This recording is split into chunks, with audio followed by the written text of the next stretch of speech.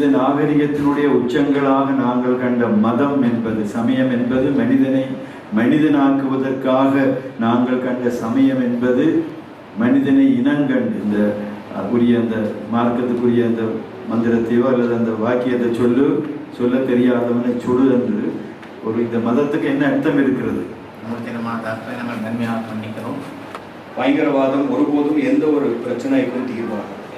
பல்வேறுபட்ட வலிகளை வேதனைகளை பார்த்தவர்கள் உணர்ந்தவர் என்ற வகையிலே அந்த வகையிலே இவ்வாறான தாக்குதல்களை நன்மையாக கண்டிப்பதோடு இந்தியாவின் காஷ்மீர் பகல்காம் பகுதியில் சுற்றுலா பயணிகளை இலக்கு வைத்து நடத்தப்பட்ட தீவிரவாத தாக்குதலில் பலியான சுற்றுலா பயணிகளுக்கு அஞ்சலி செலுத்தும் நிகழ்வு நேற்று யாழ்ப்பாணத்தில் இடம்பெற்றது.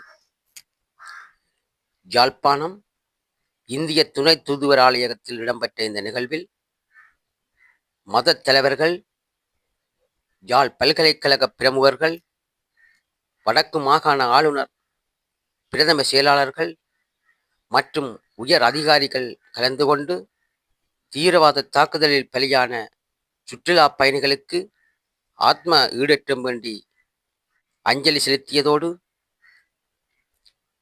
குறித்த தீவிரவாத தாக்குதலுக்கு தமது கடுமையான கண்டனங்களையும் வெளியிட்டனர்.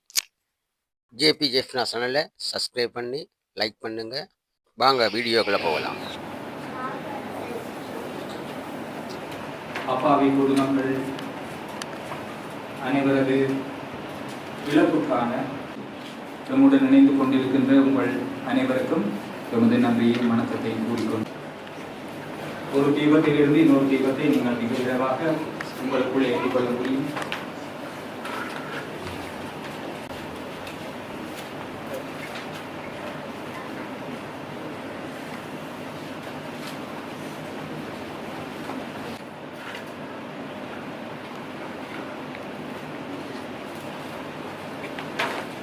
இவ்வாறான பயங்கரவாத தாக்குதல்களின் மூலம் அநியாய உயிரிழப்புகளை தவிர்ப்பதற்கு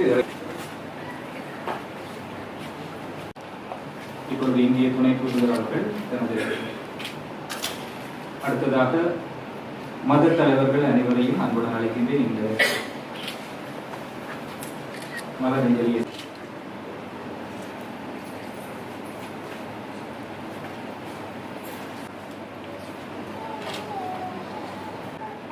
அதனைத் தொடர்ந்து வவுனியா பல்கலைக்கழகத்தினுடைய வேத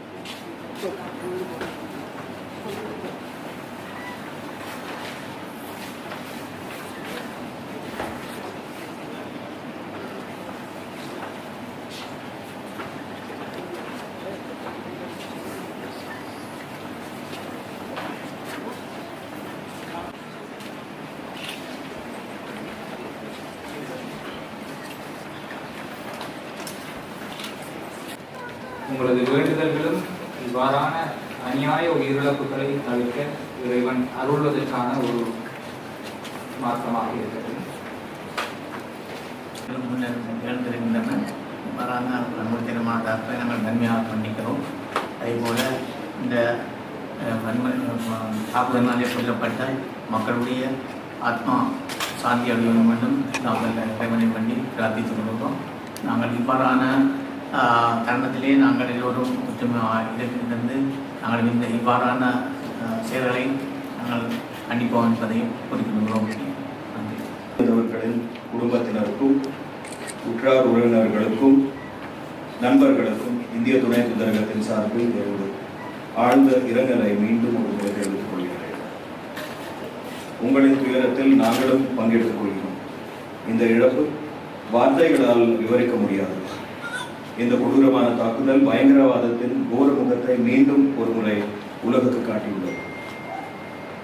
வன்முறையையும் வெறுப்பையையும் மட்டுமே விதைக்கும் இந்த தீய சக்திகள் அமைதியையும் சக வாழ்வையும் விரும்பும் அப்பாவின் மக்களின் உயிர்களை பறிக்க துணிந்துள்ளன. இத்தகைய மனிதாபிமானமற்ற செயல்கள் எந்த ஒரு நாகரிக சமூகத்திற்கும் ஏற்புடைய பயங்கரவாதம் ஒருபோதும் எந்த ஒரு பிரச்சனைக்கும் தீர்வாகும். அது வெறுப்பையும் பிளவுகளையும் அழிவையுமே உருவாக்கும் என்பது அனைவருக்கும் தெரியும். ஒரு சிலரின் தவறான சித்தாந்தங்களை அப்பாவி மக்கள் தங்கள்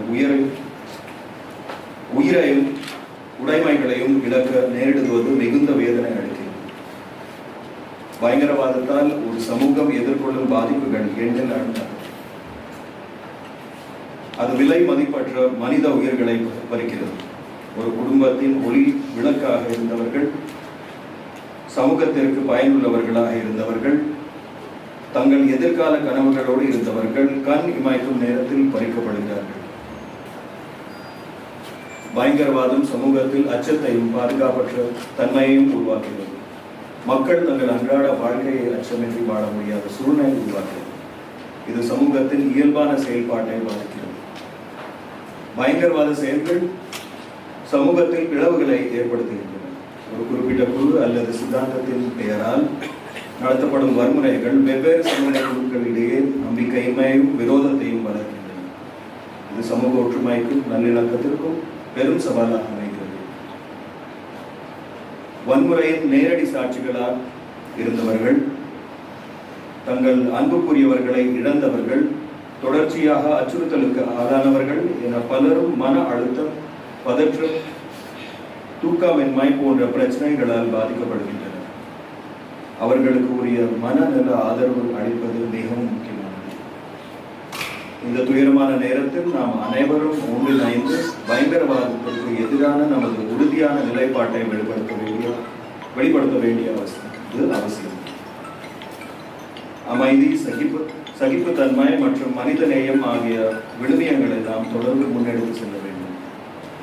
இந்திய அரசாங்கம் பயங்கரவாதத்தை முழுமையாக ஒழித்துக்கட்ட அனைத்து நடவடிக்கைகளிலும் எடுத்து வருகின்றனர். இந்த தாக்குதலில் ஈடுபட்ட குற்றவாளிகள் சட்டத்தின் முன் நிறுத்தப்பட்டு உரிய தண்டனை வழங்கப்படும் என்பதில் எவ்வித சந்தேகமும் இல்லை. இறுதியாக இந்த அஞ்சலி நிகழ்வில் கலந்து கொண்டு இறந்தவர்களுக்கு மரியாதை செலுத்திய உங்கள் அனைவருக்கும் எனது மனமார்ந்த நன்றிகளையும் தெரிவித்துக் கொண்டு